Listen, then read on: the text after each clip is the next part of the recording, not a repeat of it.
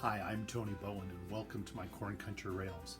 This past May I started installing signals on my railroad.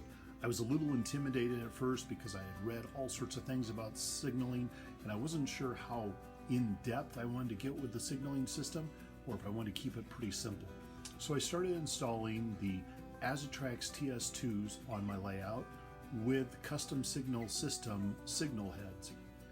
And I'm going to kind of just give you a brief update where I'm at. So far, my plan has been signaling my railroad on a budget. I think we can all agree we all have a budget, and my case is no different. So my plan has been, in May I started signaling with buying 2 pairs of signals and the circuitry. I've done another one in June, and I've just finished up my July one. I still have several more to do because I'm not even done with my lower deck of the layout, and I still have an upper deck to complete. So this is going to be a long process. I'm hoping, fingers crossed, I'm hoping that maybe somewhere about January or February of 2021, I could say, hey, the railroad is all signaled. But we'll see if that holds true, because I'm already finding some things as I'm working with the signals of going, this might be a place I need to add an additional set of signals. And we'll get into the reasons why that may be also. So I'm going to give you kind of a tour of the 45 feet of track so far that kind of have my railroad signaled, and also run an eastbound and a westbound, so you can see now that I have 3 pairs of signals hooked up, kind of how they integrate with each other. So as always, if you have questions, comments, things like that, please make sure you put them on the comments. And as I said, I'm not an expert on signaling the railroad. It's just how I'm finding it to work for me, and I'm having a lot of fun with it. And to be quite honest, I think that's the most important thing. So hope you'll stick with me and enjoy the update. Thank you. So I'll try to do my best of walking around the layout without making it too helicopter shot like and make anybody at home who's watching this sick. This is the first set of signals I installed in May, and so it basically, as the train comes out of kind of a hidden area that runs along the back and actually makes itself visible on the layout to the town of Homestead, Iowa. Now keep in mind my layout is still very much a work in progress, so you'll see some areas that you'll think, wow, that looks pretty good, and other areas that still has a lot of work to be done. And so that brings me up here to my second set of signals that I installed in June.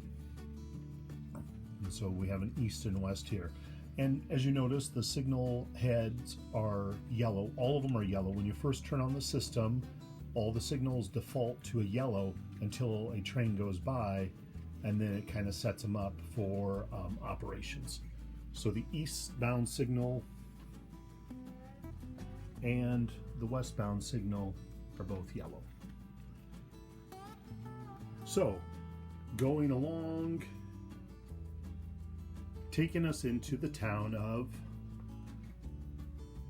South Amana.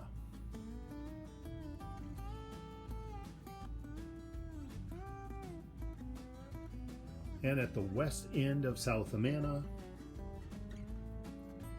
is my most recent set of signals that I've put in for July. So all in all, from about this set of signals to where I started right over there where my first set is roughly about 45 feet of track that the signals are kind of taken care of. Now I still have quite a bit more railroad west of this area, and then obviously the upper deck that has not even been touched yet with signals. So putting in a pair each month is kind of my plan. So as I was stating, before a train goes by and you first turn on the system, all of the signals are yellow. So here I happen to have an eastbound train that will go over the infrared sensors and then get the signals in sync.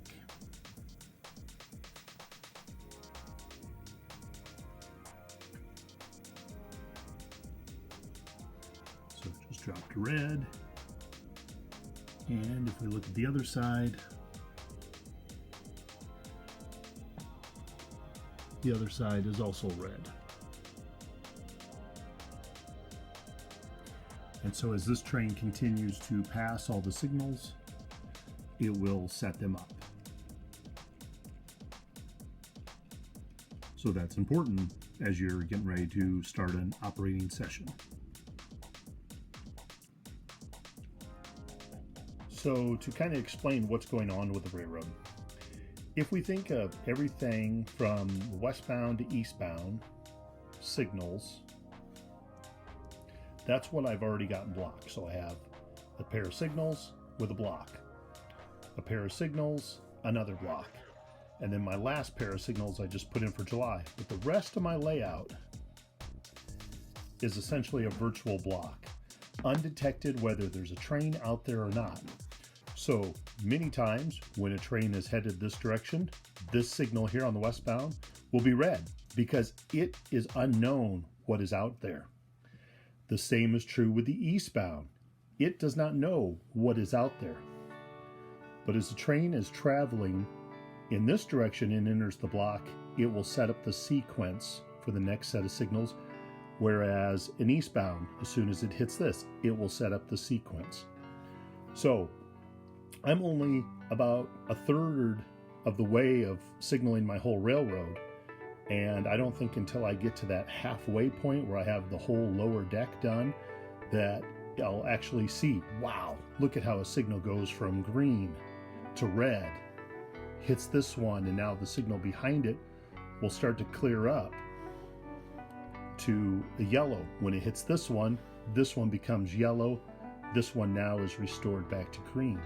I think I will still need to have a few more blocks before I start to really see how that interacts with each other. So just a simple drawing of what the railroad essentially is doing. The majority of the railroad right now is a virtual block.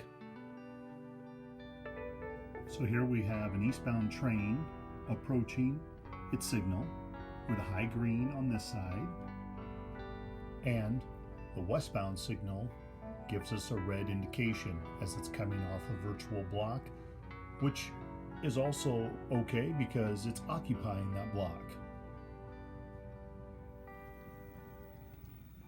So the train crosses over the eastbound infrared, dropping it from green to a red indication.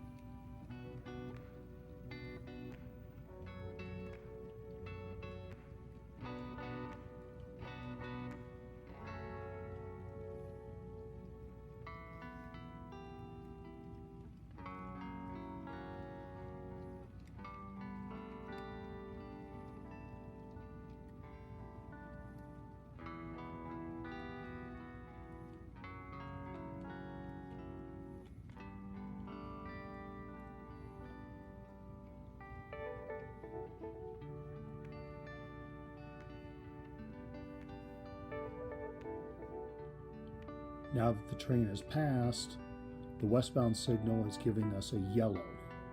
Once I have a fourth signal hooked up and the train would hit it, this would probably eventually go to a forced green after a certain period of time.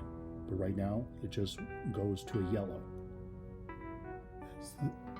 As the train makes its way to the second set of signals, we see the westbound signal is red, indicating that the block is occupied. But the eastbound signal is clear for when the train gets here.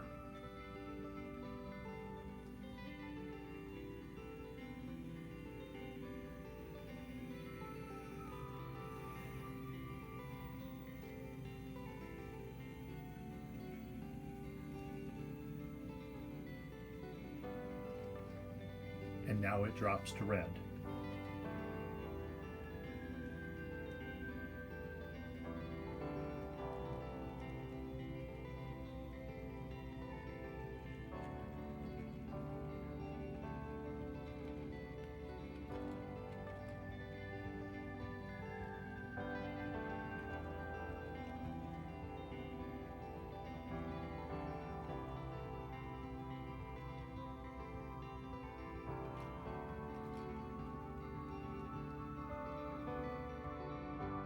And now, since the train has cleared that signal, the westbound indication is that it is clear, nothing is occupying the block, whereas the eastbound is still red because the train is still there in the block. As the train approaches the last set of signals, it is given a yellow proceed signal because beyond that signal is the virtual block. So it really cannot detect if there is something out there or not. And so this is where I could see setting another signal beyond this so that I don't get a false indication that it truly reads. In this case, there is nothing beyond it, so going through the yellow is quite okay. Once the train goes by the yellow though, it will stay red and it will remain red the whole time until the train virtually does the whole virtual block and comes back into the set of series of signals. So that diagram I showed you on the green paper, essentially anything that goes beyond the signals I have, the outermost signals, gives a red indication because the system does not know what is out there, which is fine because that's what it's designed to do. It's only designed to be an ABS system of what is in the block and not, be able to tell you what's beyond the block. So that signal will stay red and remain red.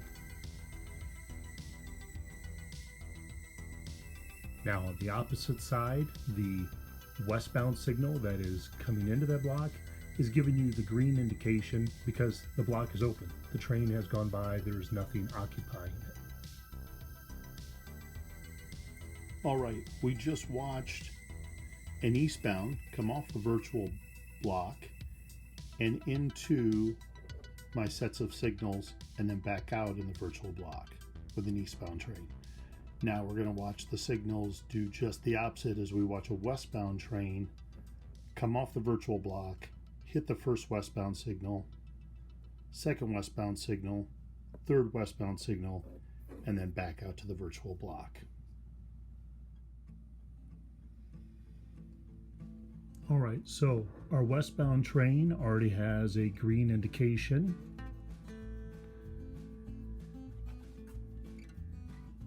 And looking at the signal for the westbound, it is red because it's not sure what is in that virtual block. So it's just making the assumption that it is occupied.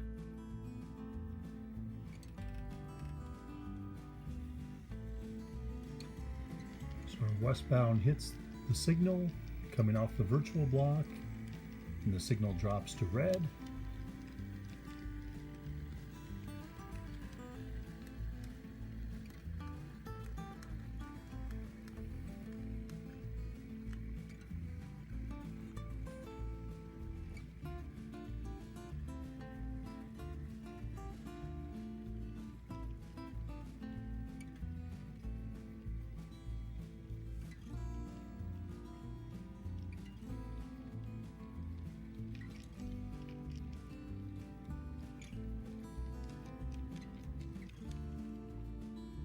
The eastbound signal is now yellow because it is not sure if something is still in that virtual block or not, so it will remain yellow.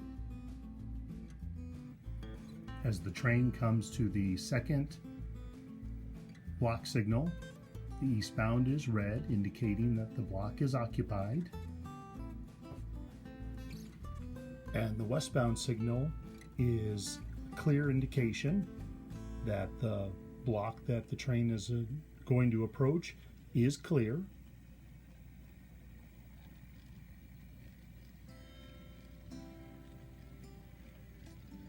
And then it drops to red.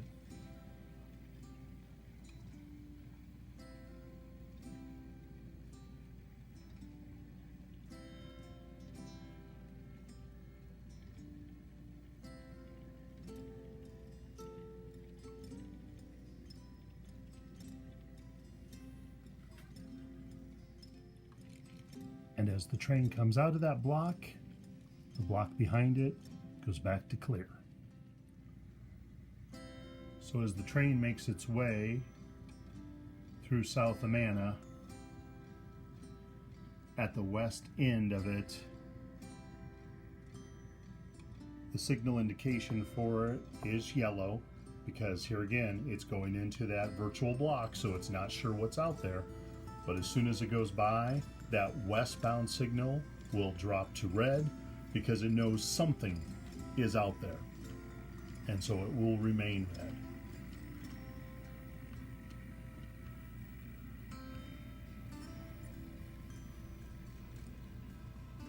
And there goes, drop to red.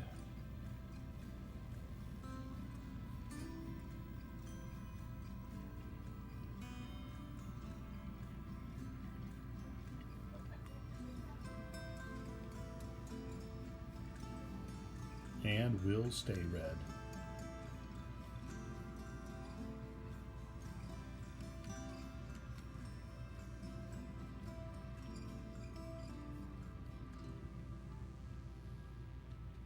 So as I get more signals along, obviously the indication of this signal will advance to the next one in that.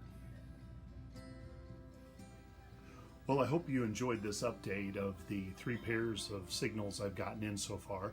I do plan on doing another update, probably will be early, probably September.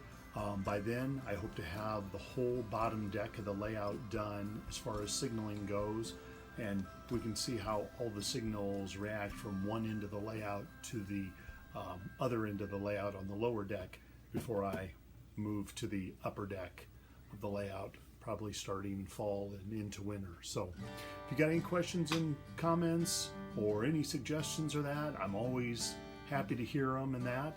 And everybody stay safe, take care, and we'll talk with you real soon. Bye-bye for now.